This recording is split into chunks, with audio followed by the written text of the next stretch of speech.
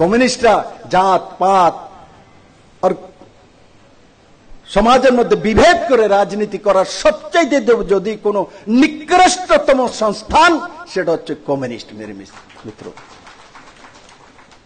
তার জন্য আমি বারবার যখনই আসি কমিউনিস্ট থেকে আপনাদেরকে সাবধান করি। কমিউনিস্ট হচ্ছে নওজওয়ান আর মহিলাদেরকে বিনাশ করার যন্ত্র। এরা কোনোদিনই কোনো নওজওয়ানকে নিজের পায়ে নিজে দাঁড়াতে দেয় না, কোনো মহিলাকে নিজের ঘর চালাতে দেয় না। তার জন্য আমাদেরকে আরো বেশি সাবধান হবে। কমিউনিস্ট নামী ভূত যাদের ত্রিপুরাতে पैदा ही नहीं हो सकता है।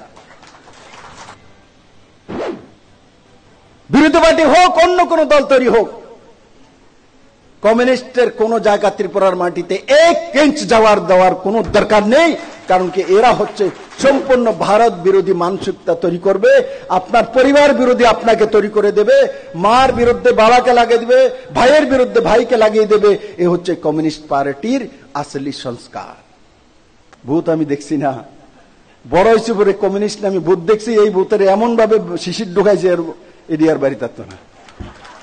আর তোমরা সাধু বিশ্বে শিশিটার মধ্যে যে ইয়েটা আছে, কি বলে এটাকে, মুখটা আছে না, ডাক্কনটা, এটা টাইট করতে থাকবা।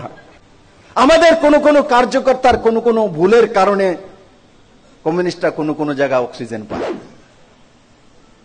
এই ভুল যাতে ভারতীয় জনতা পার্টির কোন কার্যকর্তা না করে।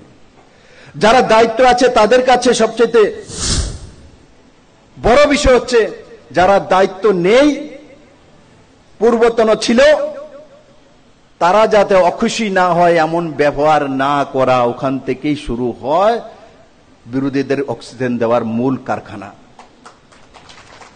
কোন মতেই যারা সত্তাতে রয়েছে, যারা সংগঠনের মেইন কাঠামোতে রয়েছে, এরা যাতে না ভুলে 3 বছর পরে আমাকেও পূর্বতন হতে হবে।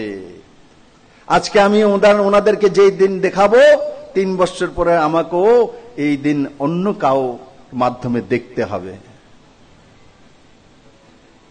তার জন্য ওইভাবে মানসিকতা তৈরি করা। আর কমিউনিস্ট কিসের জন্য ত্রিপুরাতে রাজনীতি করবে, কি কারণে, কি অধিকার আছে তাদের, কি করেছে? 35 বছর শাসনের পরেও এরা ইউপিএ গভর্নমেন্টে সাপোর্টার ছিল। ত্রিপুরাতে কোনদিন একটা ম্যানুফ্যাকচারিং ইউনিট আনতে পারেনি। আর আজকে বিশালগড়ের এক নওজওয়ান ছেলে সে এটা আনতে সম্ভব করেছে। আমরা সবাই প্রচেষ্টা করেছি, কিন্তু সুশান্ত বারবার বলতো, দাদা মুঝে ও চাহিয়ে, দাদা আমার এটা লাগবে। এই মানসিকতাও থাকতে হয়। ভারতের সংবিধানে কমিউনিস্ট মানে, কমিউনিস্ট ডাচ ক্যাপিটাল মানে, কমিউনিজমের যে বিচারধারা সেই সংবিধানকে মানে, তাদের পার্টির সংবিধানকে মানে। এরা ভারতের সংবিধানকে কোনো মানে না। যখন বিপদে পড়ে তখন বলে আমরাও তো ভারতবাসী, আমরাও তো ভারতের পার্টি, আমাদেরকে ভারতীয় সংবিধান হিসাবে অধিকার দিতে হবে। কিচ্ছু করেনি। 2017-18 পর্যন্ত, 2017 লাস্ট পর্যন্ত ক্ষমতায় ছিল কমিউনিস্টরা। ত্রিপুরার মানুষের রোজগার কি ছিল, পার ক্যাপিটা ইনকাম কত ছিল? 1 লাখ টাকার নিচে পার ক্যাপিটা ইনকাম ছিল। আজকে ত্রিপুরা রাজ্যের পার ক্যাপিটা ইনকাম 1,77,000 টাকা। কমিউনিস্টের বন্ধু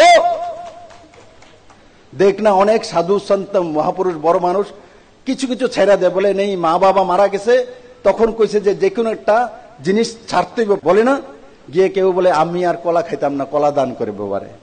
কেউ গিয়া দিয়ে আইসে তরমুজ দান করে, আমি আর জীবনে এরপরে তরমুজ খেতাম না। কেউ গিয়ে সেটা বেগুন দান করে, আমি আর কোনোদিন বেগুন খাবো না। কোনো না কোনো একটা ছাড় মা বাবার জন্য পিণ্ড দান করার সময়, হিন্দু হোক, মুসলিম হোক, খ্রিস্টান হোক, মা বাবার জন্য সেটা নিজের যে খাদ্যের যে সিস্টেম আছে তার থেকে ছেড়ে দেয়। তখন সেই মা ছেলে মেয়ে জীবনভর মা বাবাকে শ্রদ্ধা করে। এটা হচ্ছে ভারত। তার জন্য আমি সমস্ত কার্যকর্তাদের বলবো, যে কোনো একটা জিনিস বিজেপির জন্য ছেড়ে দিন খাওয়ার মধ্যে থেকে, তখন আপনার মধ্যে জীবনভর বিজেপি ঢুকে থাকবে, আর বিজেপি কোনোদিন বেরোবে না মেরে মিত্র।